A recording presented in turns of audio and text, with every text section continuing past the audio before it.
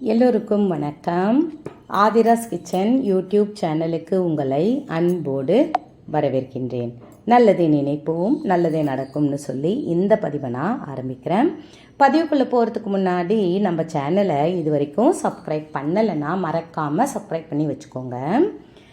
கோமாதா சிலை உங்கள் வீட்டில் இருந்தால் இரவு மறக்காமல் இதை செய்துவிட்டு உறங்குங்கள். பணத்துக்கு பஞ்சமே இருக்காது, குடும்பம் செல்வ செழிப்புடன் இருக்கும் அப்படின்னு தலைப்பு போட்டிருக்க இல்லைங்களா? அது என்னென்னு பார்க்கலாம். நம்ம பூஜை அறைன்னு ஒன்று இருந்துச்சுன்னு வச்சுக்கோங்களேன், அதில் கண்டிப்பாக கோமாதா சிலை வச்சு வணங்கிட்டு வாங்க. ஏன்னா பசுவோடைய உடல் முழுவதும் 30 முக்கோடி தேவர்களும் வாசம் பண்ணுறாங்கன்னு ஒரு ஐதீகம். எல்லாருமே இருக்கிறாங்க. அதுக்காக தான் நம்ம பசுவை பார்த்த அடுத்த நிமிஷம் பின்னாடி போய் முதல்ல ஃபஸ்ட்டு வால் இருக்கு இல்லைங்களா, அந்த பக்கம் தொட்டு கும்பிடுவாங்க. ஆனால் கவனமாக செய்யுங்க. ஒரு சில பசுக்கள் கொஞ்சம் கோபமாக ஆக்ரோஷமாக இருந்ததுன்னா பார்த்து கவனமாக இருக்கணும். அது நம்மளை எதுவும் செய்யாது அப்படின்ற பட்சத்தில் அதை போய் தொட்டு கும்பிடுங்க. முடிஞ்சால் மஞ்சள் குங்குமம் நம்ம வீட்டுக்கிட்ட அந்த பசு வருது, அதுவும் வெள்ளிக்கிழமை அதுவும் நம்ம பசு நம்மளை வீட்டை தேடி வருதுனாலே நம்ம தெரிஞ்சுக்கலாம் நம்ம வீட்டில் தெய்வம் வாசம் பண்ணுறாங்க, மகாலட்சுமி வாசம் பண்ணுறாங்க, பணம் நல்லா கொட்ட போகுது, செழிக்க போகுது அப்படின்னு நம்மளே தெரிஞ்சுக்கலாம். இப்போ அந்த மாதிரி விதத்தில் நம்மளால் முடிஞ்சது அரிசி கழுவுன தண்ணியை ஒரு வாளியில் ஊற்றி வைக்கிறது, இல்லை அந்த ஏதாவது என்ன பண்ணுறோமோ அந்த கீரை அலசின தண்ணி, எந்த தண்ணியாக இருந்தாலும் தண்ணி வைக்கிறது பசுவுக்கு ரொம்ப நல்லது. உங்களால் முடிஞ்சிச்சுன்னா அகத்திக்கீரை வாங்கிட்டு பசுவுக்கு கொடுங்க. நிஜமாக சொல்கிறேங்க, நீங்கள் ஒரு நாள் கொடுத்த உடனே ஒரு தொடர்ந்து ஒரு 5-6 நாள் தொடர்ந்துன்னு வச்சுக்கோங்களேன். அது இப்போல்லாம் அதனால தான் அமாவாசைக்கு மறக்காமல் இந்த அகத்திக்கீரையை கொடுத்துக்கிட்டு வராங்க. அந்த மாதிரி விஷயங்களில் பசுவுக்கு நம்ம தேடி போய் நம்ம இதை கொடுக்கணும், அந்த அகத்திக்கீரை என்பது. சரி, இப்போ நம்ம வீட்டில் எந்த மாதிரி உருவத்தில், எந்த மாதிரி உலோகத்தில் அந்த கோமாதா சிலை இருந்தால் ரொம்ப ரொம்ப நல்லதுன்னு பார்த்தீங்கன்னா, என்னை கேட்டால் நான் சொல்லுவேன் தங்கத்தில் வச்சா ரொம்ப ரொம்ப நல்லது. தங்கத்தில் கோமாதா சிலை நம்ம வீட்டில் இருந்துச்சுன்னா ரொம்ப ரொம்ப ரொம்ப அருமையான ஒரு விஷயம்.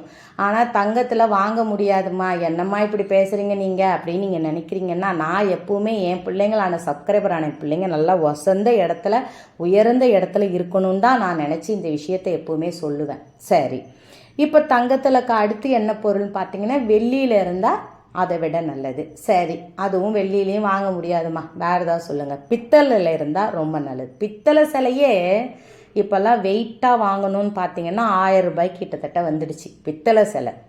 அந்த பித்தளை சிலை 1000 ரூபாய்க்கு நீங்கள் அதுவும் எப்படி இருக்கணும்னு நான் உங்கள்கிட்ட சொல்கிறேன். அந்த கன்று மடியில் பால் குடிக்கிற மாதிரியும் பசு தலையை திருப்பி நல்லா நம்மளை பார்க்கணும். அது பசு அந்த தலை என்ன பண்ணணும், நம்மளை திரும்பியோ இல்லை கண்ணுக்குட்டியை திரும்பியோ பார்க்கணும். அப்போ அதை பார்க்குற மாதிரி அது எந்த பொசிஷனில் எந்த மாதிரி வைக்கணும் பார்த்தீங்கன்னா, நம்ம வால் பக்கம் நம்மளை நோக்கின மாதிரி இருக்கணும், தலை நம்மளை பார்த்த மாதிரி இருக்கணும். அந்த மாதிரி நம்ம கோமாதா சிலையை நம்ம வைக்கணும். சரிங்களா? அதை மாதிரி பார்த்து வாங்கிக்கோங்க. பித்தளையில் சில சிலை வெள்ளியில் செஞ்சு வச்சுருக்குறாங்க, நான் பார்த்தேன் கடையில். தலை நேராக இருக்குது. அந்த மாதிரி இருக்கிறத எனக்கு தெரிஞ்சு அந்த மாதிரி இருக்கக்கூடாது. அந்த பசுவும் நம்மளை திரும்பி பார்க்கணும். அப்படி இருக்கிற மாதிரி வாங்கினீங்கன்னா அதோடைய 30 முக்கோடி தேவர்களோட ஆசையும் நமக்கு கிடைக்கும். சரி, இப்போ நம்ம பொட்டு வைக்கிறது எப்படிருந்து ஆரம்பிக்கலாம் அப்படின்னு பார்த்தீங்கன்னா, தலையிலேருந்தே வால் பக்கம் வைக்கலாம், இல்லை வாலிலேருந்தும் வச்சுட்டு வரலாம். சரி, அடுத்தது பார்த்தீங்கன்னா மண்ணாலான அந்த கோமாதா சிலை. என்னால் பித்தளை வாங்க முடியல, வெள்ளி வாங்க முடியலன்னு நினைக்கிறவங்க மண். அடுத்த கட்டம் தான் பீங்கான் சிலையில் கூட வைக்கலாம், தவறு கிடையாது. அதனால் எனக்கு இதுதான் கிடைச்சிது. என்னால் நான் இந்த கோமாதா வச்சு வணங்கிட்டு வரேன், எனக்கு பித்தளை வாங்குற அளவுக்கு எனக்கு வசதி கொடுப்பாங்க. அந்த 30 முக்கோடி தேவர்களும் எனக்கு ஆசி வழங்கி நான் பித்தளையில் வாங்குவேன், வெள்ளியில் வாங்குவேன், தங்கத்தில் வாங்குவேன் அப்படின்னு சொல்லிட்டு வாங்குங்க. அப்புறம் இந்த சின்ன சின்ன ஊருங்களுக்கு வெளிநாட்டுங்களுக்கெல்லாம் போனால் கூட அந்த மாதிரி கோமாதா சிலை கிடைக்குதுன்னா கூட வாங்கிட்டு வாங்க. பித்தளையில் முடிஞ்ச அளவுக்கு எனக்கு தெரிஞ்ச செம்பு, பித்தளை, வெள்ளி இதெல்லாம் ரொம்ப ரொம்ப நல்லது வைக்கிறது நம்மளுக்கு ஐஸ்வர்யத்தை உண்டு பண்ணும்.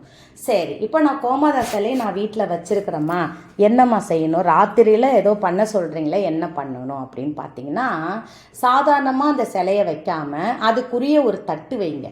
எப்பவுமே நம்ம தட்டு வைப்போம் இல்லைங்களா, அந்த தட்டில் அரிசி கொஞ்சம், பச்சரிசி கொஞ்சம் போடுங்க. முடிஞ்ச அளவுக்கு அந்த அருகம்புல் இருக்கு இல்லைங்களா, அந்த அருகம்புல்ல அந்த கோமாதா சிலை கிட்ட, அந்த அந்த வாய்க்கிட்டன்னு வச்சுக்கோங்களேன், அந்த அரிசிக்கு மேலே அந்த அருகம்புல்ல கொஞ்சம் வைங்க. இதெல்லாம் நம்ம முறையாக நம்ம செய்யும் பொழுது நம்ம வீட்டுக்கு சகல ஐஸ்வர்யமும் கிடைக்க ஆரம்பிக்கும்.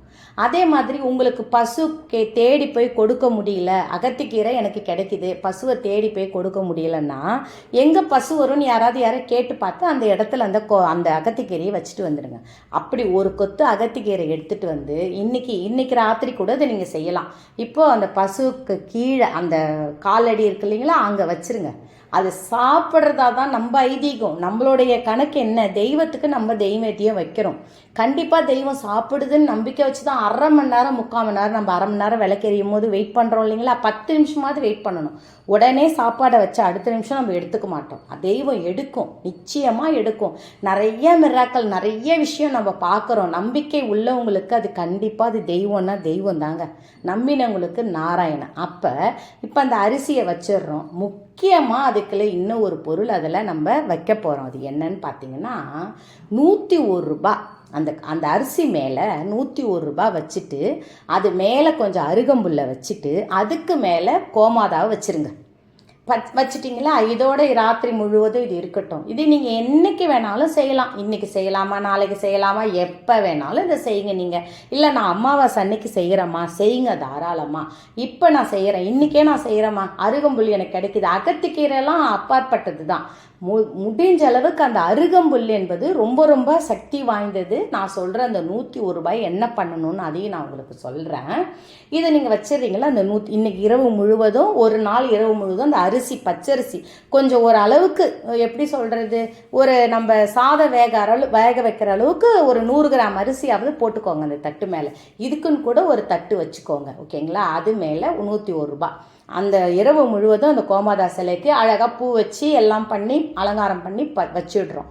அதுக்கப்புறம் இந்த காலையில் எழுந்து குளித்து முடிச்சுட்டு அந்த கோமாதா சிலையை எடுத்து எட்ட வச்சுட்டு அந்த அரிசியை எடுத்துட்டு இந்த 101 ரூபா பணம் வச்சுருந்தோம் இல்லைங்களா, அந்த பணத்தை நம்ம பணம் வைக்கிற இடத்துல கொண்டு போய் தான் வைக்கணும்.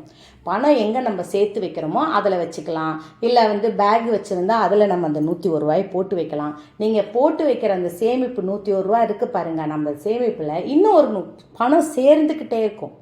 சேமிப்பு உயரும். நீங்கள் 101 ரூபா வைக்கிறோம். அதுக்கப்புறம் அந்த அரிசி என்ன பண்ணணும் அப்படின்னு பார்த்தீங்கன்னா, சாதமாக பொங்கி கொஞ்சோண்டு உப்பு போட்டு சாதமாக பொங்கி முடிஞ்ச அளவுக்கு அது பறவைகளுக்கு தானமாக போடுங்க.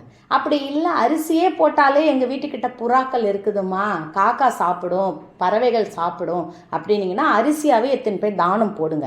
இதை நீங்கள் மாதம் ஒரு நாள் இந்த கோமாதா சிலையை வச்சுருக்கிறவங்க நீங்கள் செய்யும் பொழுது நிச்சயமாக சொல்கிறேங்க, நம்மளுக்கு கடன் என்பதே இல்லாமல் போகும். பணத்துக்கு பஞ்சமே இருக்காது. அப்பப்போ நீங்கள் 101 ரூபா சேமிக்க நம்மளுடைய சேமிப்பு உயர ஆரம்பிக்கும். அதை நீங்கள் செய்யணுன்னே இதை நீங்கள் செய்யுங்க, நிச்சயமாக நல்லதே நடக்கும்.